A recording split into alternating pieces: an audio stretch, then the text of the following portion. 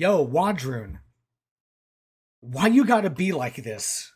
If you have to roll a 2 plus to charge, don't roll a 1. All right, welcome to another one of my dueling character videos. Please join my Patreon. I've now created a $1 tier for you to just contribute to my videos. It's cheap, and I turn off as many of the advertisements as I can control on my videos. I don't know the length of this video, so I'm going to assume it's going to be a quick video because you Wadroon players out there in your army, y'all are crazy. Holy moly. So once again, how I rank my tier, it is objectively done through the number crunching that each character can do during a duel. Once the number crunching has been set, I then verify which would be the duelist you would always pick over the other ones, and that would be S tier. And then A, B, and C would be the ones that have their strengths and weaknesses, and D is for casters. Funny enough, for Wadroon, there are no D ranked duelists at all. Y'all casters are crazy, bro. And a couple of caveats. Just like in my previous dueling videos, I let the characters use everything that they possibly can that would be listed under their data sheet. All their upgrades, all their buffs, all their abilities. And I also allow characters to benefit from a supremacy that another character gives for the entire army. So, for instance, every character is going to be benefiting from the Matriarch Queens, the Matriarch Walks. The Matriarch Walk basically gives a non-monster regiment within 8 inches of this character stand, or the Apex Master, the Fanatic Special Rule, which allows Wadroon to achieve the highest rank in their chanting the sequence tiers. So every single character is going to have access to the Fanatic Rule through the Matriarch Queen. And every single character is going to assume that they gain the highest level chant possible. So for Wadroon, Famine and Conquest are no good as chants for dueling. Death is strictly an offensive chant, while War is mostly defensive with slightly offensive tones. Then I realized you cannot use Blessed in duels. So War is strictly a defensive chant when it comes to dueling. So good lord, the amount of options the characters have, both offensively and defensively, is insane in this army. This is crazy. This army is sort of like a number crunching, list building person's dream. You could sit here for hours and build a million different characters that do a million different things. Is that good for duelists? Yes, it is. Absolutely. And I'm going to go ahead and condense what could be a 4-hour conversation into hopefully just a 10 or 15-minute video. Why? Because Wadroon follow this general rule. If you have Quicksilver, you can beat an offensive build, such as Beast Drums. If you have an offensive build, such as Beast Drums, believe it or not, you beat the defensive builds, such as Beads of Death. But if you have a defensive build, such as Beads of Death, you actually beat Quicksilver, and so on and so forth. It is a rock, paper, scissors deal here with the Wadroon. Now, remember, my ranking is just within the Wadroon dueling family when they're fighting each other. Once Wadroon are let loose out into the other factions to duel, I have no idea how I'm going to do this. It's going to take me like a month to crunch all these numbers. But at least one thing is easy for me to deal with when it comes to Wadroon. All of their stats are basically the same.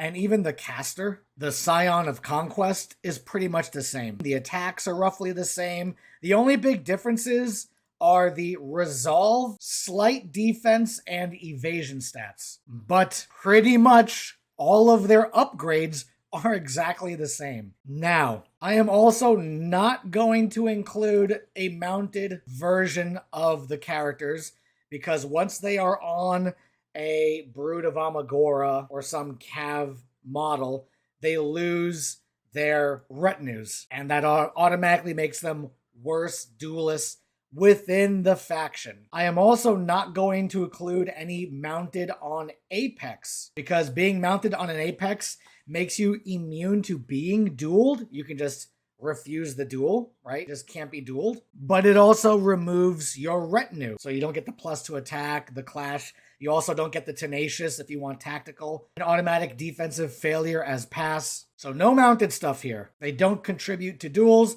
and they only remove from duels. So keeping that in mind, big mitigator between all of these characters, it's their evasion stat and whether they get cleave.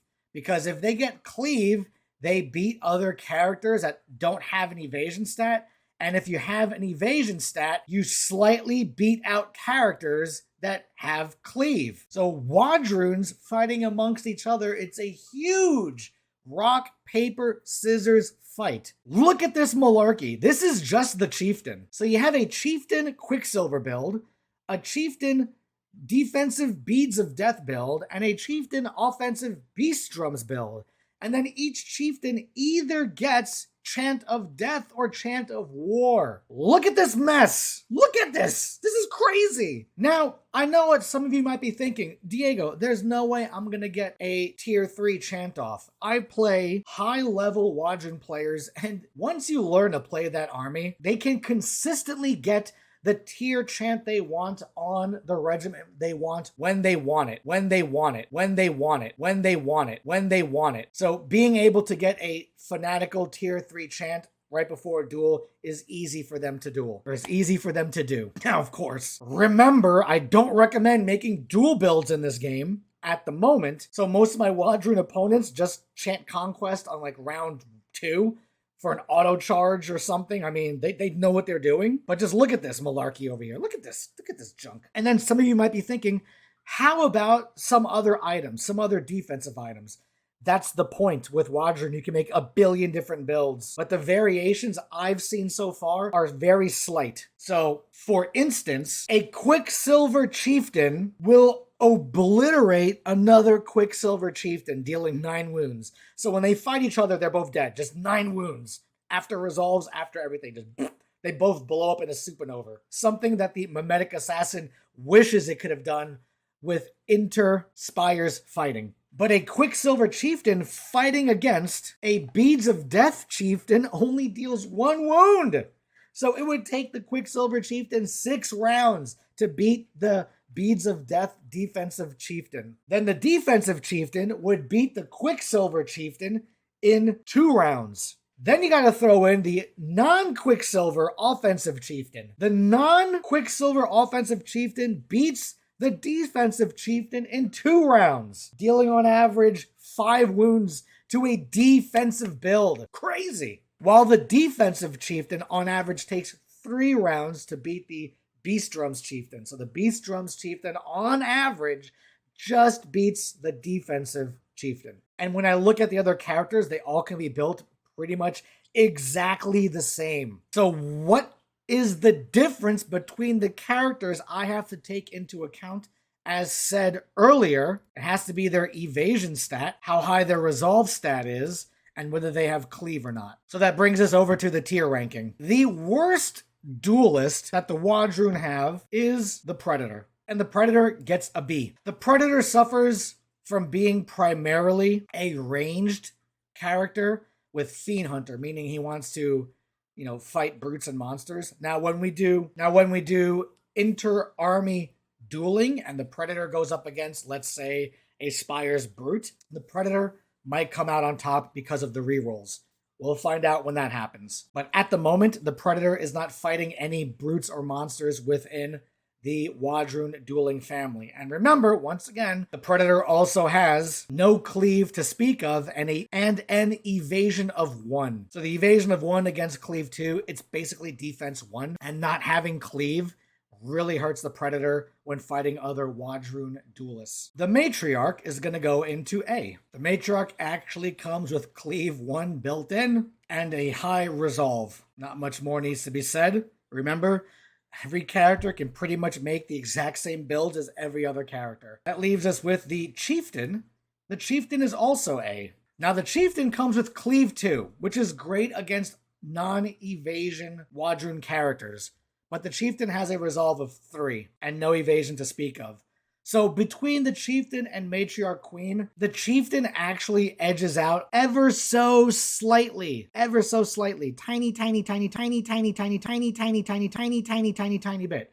So you can swap these two on the tier list however you want in the A rank, and you'll be fine. Which leaves us with the Scion. And guess what? The Scion is S tier. The Scion is S tier because the Scion is a caster. It blows my mind, but the Scion has Cleave 2 and Evasion 2. So in pretty much every fight he gets into, he just ekes out a win over the other combatants. But he does win consistently over them, making him the superior duelist out of all the characters. But look at this. This is crazy. It's the first time a caster is not D tier. Look at that. And no one is C or D tier. Wadroon have some really good duelists within the faction. Really good. It kind of blew me away. Now, I have to say this for the millionth time because I say this in my video 50 times and people still don't listen to what I say. Welcome to the internet. I am just ranking dueling within its own faction. So this is Wadroon fighting against Wadroon. Once these Wadroon fight against other armies, maybe they all go down in ranks. Possibly they all go down. I don't know. We're going to find out. You Wadroon players out there probably know better than I do. Actually, you already know better than I do through experience how your dueling does against other armies. And I'm going to find out on my own when I sit here for hours and crunch numbers, etc., etc. And this is the final list of the tiers. I'm actually amazed. Wadroon have the best inter-army duelist yet. We still have a couple more armies to do. It was very interesting. So let me know what you guys think in the comment section down below, and I'll catch you next time for the next dueling video. And remember, when you need a 2+ to chant, don't let your opponent ruin your command stack. Peace out.